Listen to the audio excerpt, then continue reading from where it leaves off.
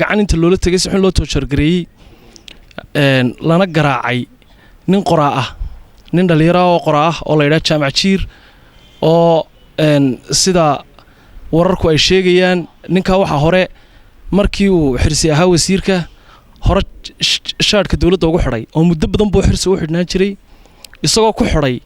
maqaalo uu bariga ka qori jiray fikirkiisa ku cabiri jiray oo kaga hadli jiray waxyaabaha uu arkay inay qaldan yihiin Somaliland dastuurkeena ayayna siiyay xorriyatul qowlka qof wuxuu u arko inay qaldan tahay uu ka hadli karaa qoraalkuna uu sameyn karaa ninka qoraaga ah ee Jaamac Jiir oo muddo badan hore ugu xidhnaa xirsi oo shaadka dawladda uu ku xidhay ayaa shalayna shaadkii wadani uu ku dilay waxa uu soo diray laba nin oo uu ka mid yahay ninka la yiraahdo Muniir oo wariyo hadii badanka ilaa shaydaan qaatay ah oo markii hore wuxuu doonanay jiray wuxuu doonanay iska qori jiray website-ka iyo jaraa'idka oo maamulo cid doona ku caay jiray caydii wuxuu ku darsaday imikana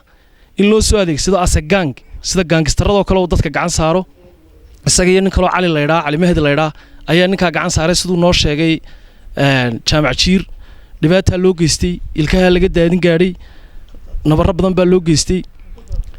ilkaha qaar baa ka daatay sida wararku cadeynayaan gacan baa laga jabiyay waxaanu leenahay xirsi oo cadaawada u qabtaa fara badan inankan ad marna adigoo wasiiro jeelka ku xidhatay Madheera iyo kon jeelasha waaweyn Hargeysa maantana aad u dirtay burcadisha waxaad ku haysataana waxa weeye maqaalkiisii ugu dambeeyay maalinta dhaweyto qoray oo wadani ka qoray oo yiri xirsi ma isbedel keeni maayo isagoo toosh ku yifiyay musuqmaasuqii uu sidoo sheegay hore u galay xirsi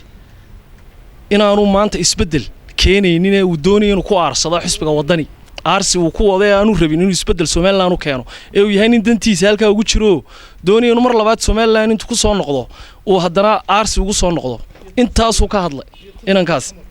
Soomaad fahmin iyo arinta loo bariyahan ba afka lagu hayaa in ay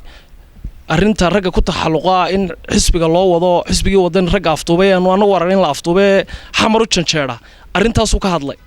waana xorriyatul qowlka waxa balan qaaday dastuurkeena mana aha in dadka la dilo waxaan ugu baaqinaa xukuumadda iyo laamaha amniga cidii ay khusayso